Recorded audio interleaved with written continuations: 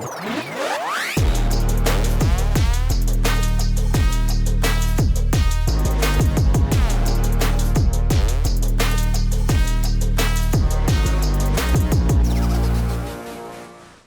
next guest is economist Paul Craig-Roberts. Now, Paul has served as Assistant Secretary of the Treasury for Economic Policy in the Reagan administrations. He was also the co-founder of Reaganomics, which refers to the economic policies promoted by US President Ronald Reagan. Alongside economics, Paul is a columnist for the Wall Street Journal and has written 8 books, including his latest book, How the Economy Was Lost, The War of the Worlds. He joins me now via video link from Florida. Paul Craig-Roberts, welcome to the show. Thank you, Kevin. Now, tell me, Paul, why do you believe that the US is a crumbling economy? Well, the economy has been moved offshore, Kevin, for the last 15, maybe even 20 years. Corporations seeking higher short-term profits have moved so many manufacturing jobs, professional service jobs such as software engineering, information technology, research, design, the kinds of jobs that American university graduates used to take. These have been moved out to China, to India, to Indonesia, to Taiwan, South Korea, Eastern Europe. And when you move the jobs out, you take with it the consumer income, the tax base, the gross domestic product, the supply chains associated with industry, and you leave only a part of the economy. And we only have part of an economy here now. So is there any sort of endgame to the economy getting better in the US? And especially what happens over there, does ripple over here as well? No, it can't get better. You see, the reason we have such a high unemployment rate and the reason the unemployment number does not respond to traditional post-World War II monetary and fiscal policies is that there are no jobs to call unemployed workers back to. The jobs have been moved offshore, leaving the workers. So if you have a traditional stimulus program, either easy money or large budget deficits, and we've had both now for a number of years. We've had the largest budget deficits in our history, the easiest, longest sustained monetary policy with interest rates near zero, and it's had no impact on the economy. There's no recovery. We just had the jobs report today. No jobs, no new jobs at all. So you can't recover when you simply deindustrialize your own economy. And when you take middle-class jobs, which were ladders of upward mobility, and you simply put them offshore in order to maximize the short-term profits of industry. This is a fundamental problem, and it's not recognized because economists associate jobs offshoring with free trade, and they think free trade is beneficial. Well, of course, jobs offshoring has nothing whatsoever to do with free trade or any kind of trade. It's not trade at all. Nothing is being traded. You're simply having labor arbitrage, the pursuit of lowest factor costs. And that, of course, contradicts the basic requirement for free trade laid out by David Ricardo. So I think the economists simply are bought off. The name economists, they get speaking fees, consulting fees, They get put on boards, and so they go along with what is serving the short-term interests of corporations. But you see, Kevin, what the effect is, it destroys the domestic market. The domestic consumer market, the powerful American consumer market, it's simply being destroyed. And this is the longest recession. And if you want to know the truth, Kevin, if the government actually reported the inflation numbers correctly, there's been negative growth for the last 6 or 7 years. So you do believe that the figures aren't, are shined up basically to look better than they are? Yes. Part of it was the effort to reduce the cost of living adjustments to Social Security retirees. And so they got rid of the right way of measuring consumer inflation, and they substituted what they call the substitution effect. So now they assume that if the price of something goes up, consumers move away from that into a different product. So if the price of a choice cut of state goes up, they assume consumers move to a lower cut, a less good cut. And of course, consumers do that. But once you make that change, you're no longer measuring a constant standard of living.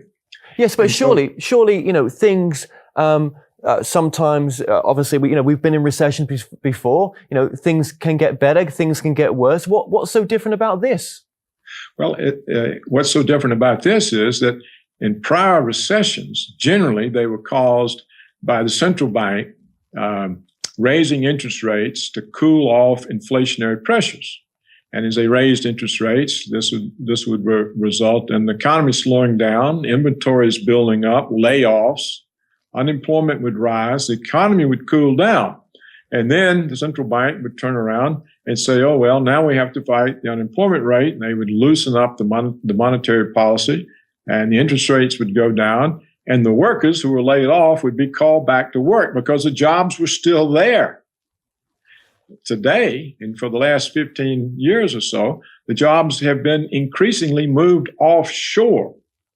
So there are no jobs there to call the workers back to. That's why we have a 22.5% unemployment rate. But when they tell you 9%, they have a very narrow definition of the workforce. It only includes people who are currently looking for a job. Now, if you've been looking for a job for a couple of years and you can't find one, and you cease looking and you become discouraged, you're simply dropped out of the labor force, and they don't count you as unemployed. That's another trick. You see, it's not an accurate measure of unemployment. Yes, but surely then, okay. Are you saying this is by design then, that the whole middle class, in a sense, and the jobs have been shipped abroad by design? I don't know that it's by design. I think it's just short-term greed. The corporations. See, once the Soviet Union collapsed, Kevin, the massive labor forces, unutilized labor forces of China and India became available to first world corporations. And pressure was put on them by Wall Street, by large retailers such as Walmart, and by takeover artists to take advantage of this cheaper labor in order to maximize profits. And so they began moving their operations offshore. The labor costs would drop dramatically. The profits would rise. Wall Street would be happy. Shareholders would be happy. And the executives could pay themselves enormous performance bonuses. You see, the performance bonus today of an American CEO is many times his salary. Yeah. So this is how it happened. It happened, everyone, in other words, it benefits the individual corporation and the individual shareholders of that corporation. But the net overall effect is to destroy the consumer market, to destroy the ability of income growth in the United States, to disassociate consumers from the incomes associated with the production of the goods and services that they consume. So that, in a way, we're becoming like a colony. But there's only so much you can strip people of their monies and their wealth, and there's only so much you can sort of dumb people down, isn't there? Until people still start reacting through rioting. For over here, for example, some of the rioting was blamed on the economic crisis. I mean, surely this could hit the U.S. as well. Yes, it eventually it will, as the unemployment rate continues to rise and people get more and more hopeless. Gerald Celente says, when people have nothing left to lose, they lose it.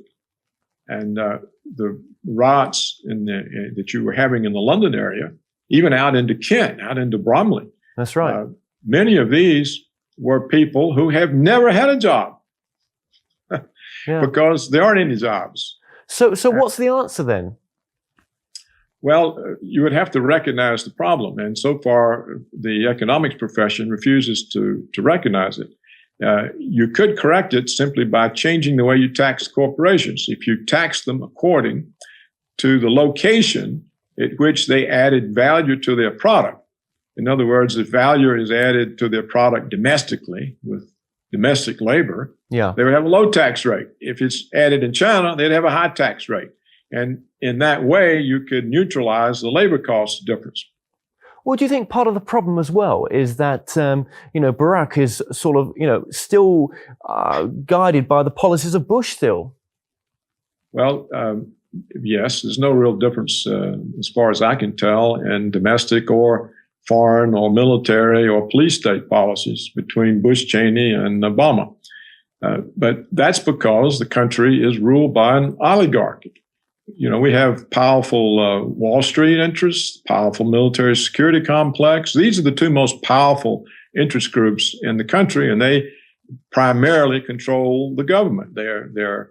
They share power on the margin with the oil companies, the pharmaceuticals, agribusiness. But those groups write the laws that Congress passes and the president signs.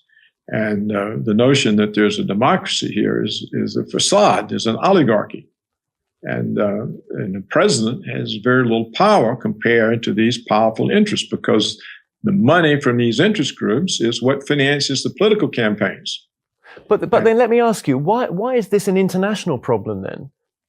You mean the economy? Yes. Well, because it's an international problem for first world countries. Because any first world country, the corporation is under pressure from stock analysts to increase profits. And the easiest way to do that is to produce your goods with cheap labor elsewhere. It's not happening to developing countries. It's happening to the first world. There's a great deal of offshoring has occurred in England, though nowhere as badly as in the United States. I mean, we have major cities that used to have, say, 1 million population. They've shrunk down to 300,000. Entire parts of them are derelict. It looks like World War II has gone through there. It's amazing the devastation of former well-to-do cities, large areas in the United States known for their manufacturing, for their strong middle class. These places have been hit very hard. Some of them are essentially gone. Detroit, Michigan, wants to shrink itself by 40 square miles because of just derelict homes and vacant blocks after blocks. Well, Paul Craig Roberts, we're going to have to leave it there, but thank you so much for joining us today. Pleased to be with you, Kevin.